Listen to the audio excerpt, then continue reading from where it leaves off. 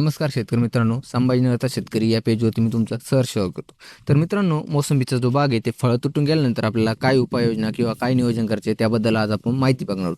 मित्रांनो, बाग तुटून गेल्या गेल्या आपल्याला सर्वप्रथम जी काडी आहे ती या पद्धतीने काडी कट करून घ्यायची आहे. तर शेतकरी मित्रांनो, काडी कट केल्यानंतर आपल्याला काय करायचं आहे, फळं वगैरे तुटून गेल्यानंतर काडी कट करून घ्यायची. त्यानंतर आपल्याला 24 तासाच्या आतमध्ये ब्लू कॉपर आणि स्टेप्रोसायक्लिनचा दाट असा फवारा मारून घ्यायचा आहे. आणि त्यानंतर शेतकरी मित्रांनो, आपण मोसंबीच्या बागेला स्टोरेजसाठी ड्रिपने 0.34 सोडणार आहोत. आणि त्यानंतर शेतकरी मित्रांनो, 3 ते 4 दिवसांनी आपल्याला स्प्रेमधून नेक्सा कंपनीचे 04247 या ग्रेडची फवारणी करायची आहे.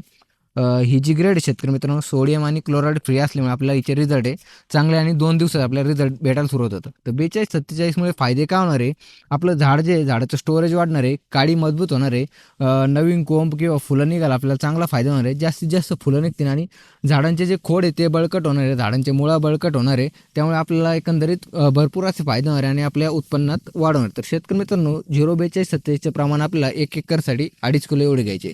तर आपण एकदा 04247 आपल्या मोसंबी पिकाला ड्रिपद्वारे किंवा फवारणीद्वारे वापरून बघा.